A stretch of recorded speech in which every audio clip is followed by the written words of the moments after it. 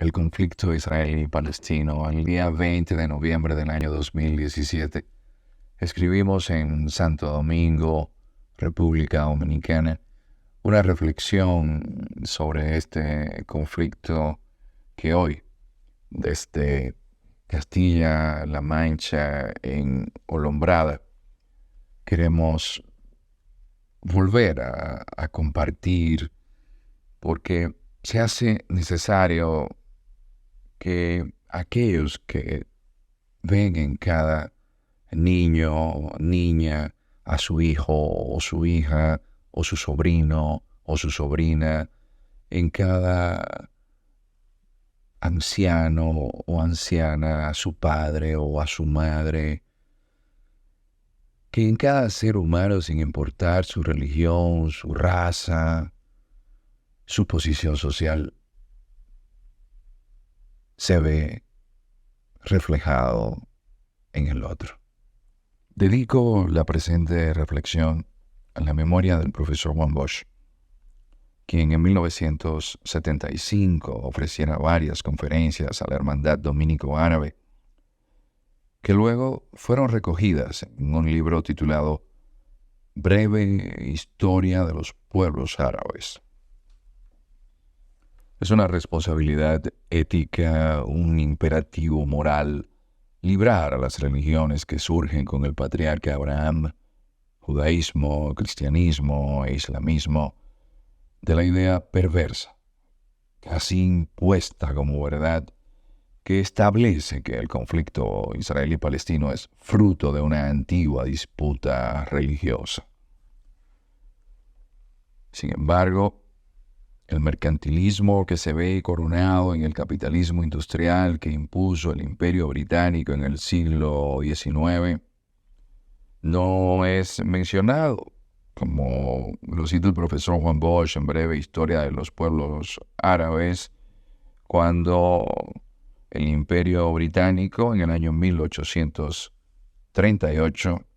veía la necesidad de establecer, según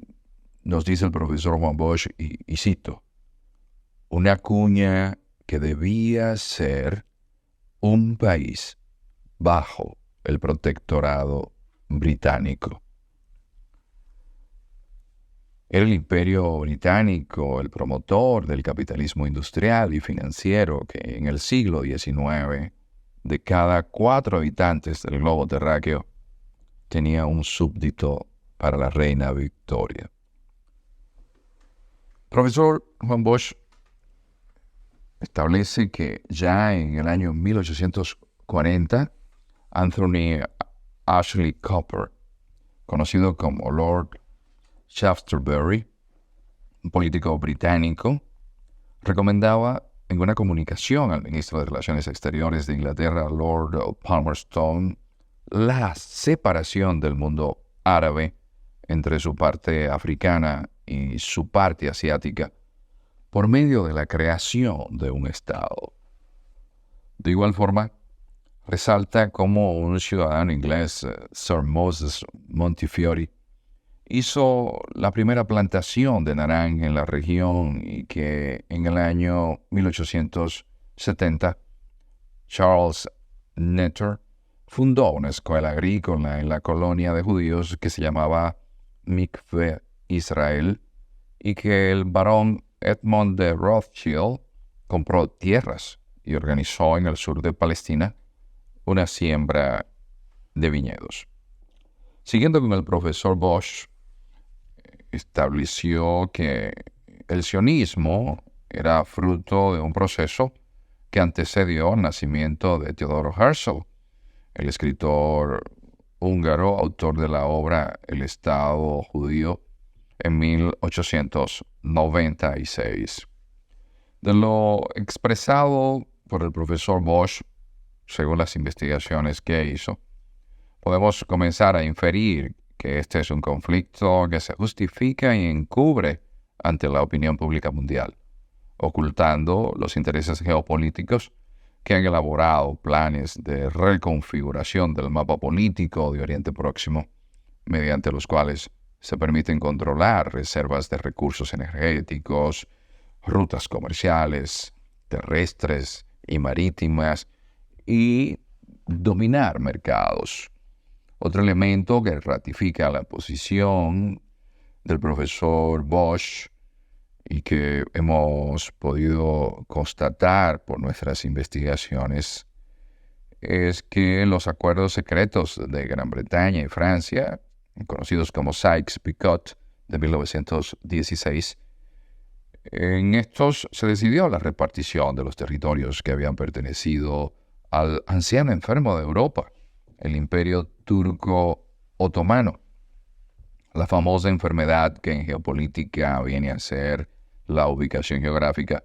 vuelve a imponerse en los imperativos geoestratégicos de las potencias que determinan el curso de los acontecimientos políticos y económicos que fraguan el futuro de los pueblos. La historia del Holocausto, la Shoah, esa locura que fue el genocidio contra el pueblo judío, requiere que se establezca una relación con las injusticias cometidas en contra del pueblo palestino. La Nakba, es decir, la catástrofe o desastre que indica el éxodo palestino acontecido el 15 de mayo de 1948, debe dejar de lado ambos acontecimientos, tanto la Shoah como la Nakba, los halos de hipocresía que permiten que continúe esa orgía de sangre y cenizas que desde 1948 ha venido afectando a los seres humanos más frágiles de ambos pueblos. Allí los extremistas, tanto palestinos como israelíes, han convertido en prisioneros de su pasión desmedida por el poder, el dinero, no solamente a los judíos y a los palestinos que son afectados directamente, sino también a todos los seres humanos con un mínimo de conciencia crítica que pueden ver cómo ambos pueblos son víctimas. Unos del antisemitismo que, si revisamos la historia, es de manufactura europea, y los otros, los palestinos, del colonialismo también de manufactura europea. Es obvio que los mayores beneficiarios de un conflicto que se nos presenta como una aporía, es decir, una contradicción casi insoluble. El gran beneficiario es el complejo tecnológico militar industrial, donde hacen grandes ventas de armas en medio de la destrucción ciega de los enfrentamientos que se dan en esta zona. Estos negocios de sangre nos hacen pensar en la siguiente frase del poeta estadounidense T.S. Eliot: sabios mercaderes de la guerra del Señor. La solución a este problema es la aceptación de un Estado palestino, así como también el respeto a Israel a vivir en paz. Pero los extremistas de ambos lados no dan señales de aceptar la coexistencia pacífica del otro. A lo que se une, sin lugar a dudas, la pasividad de la comunidad internacional ante la indignante, vergonzosa y cruel orgía de violencia que vive esta especial zona del planeta. La coyuntura histórica nos muestra, revela como futuro la locura de la violencia, transformada en iracundia colectiva sustentada por estos intereses neocoloniales, la que, a su paso, destruye todo, hasta sus promotores, dejando como herencia odio entre sus pueblos o entre estas dos entidades nacionales. Odio como entidad emocional e individual, inducido por la cultura imperial de la muerte, que es ajena a su propia matriz religiosa, inducción destructiva que de seguro seguirá engendrando monstruos, abriendo nuevos cauces al proceso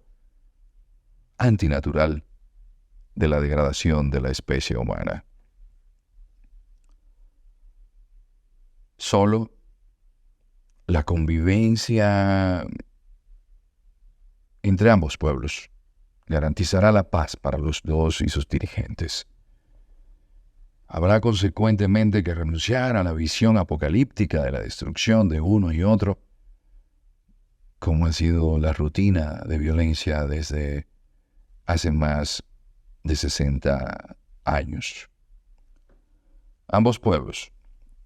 en este orden, deberán reconocerse en sus derechos y deberes impuestos por la vecindad geográfica determinada en su tiempo y espacio por un territorio contiguo. Territorialidad trágica que en disputa histórica absurda entre pueblos hermanos, cuyos orígenes se remontan casi a la edad del hombre, debe ser resuelta. Reitero que solo la convivencia y el respeto a la existencia de ambos pueblos puede ser la fuente de la paz. Y que la misma haría posible y garantizaría que sus poblaciones alcanzasen el equilibrio que supone para los pueblos el reconocimiento mutuo de sus derechos soberanos. Abogamos, pues, porque la resolución de este conflicto histórico sea negociada teniendo en cuenta los intereses comunes y las diferencias entre ambos pueblos y culturas, y que no se mantenga el complejo juego de ajedrez de los intereses geopolíticos del planeta, que utiliza a ambos pueblos como peones.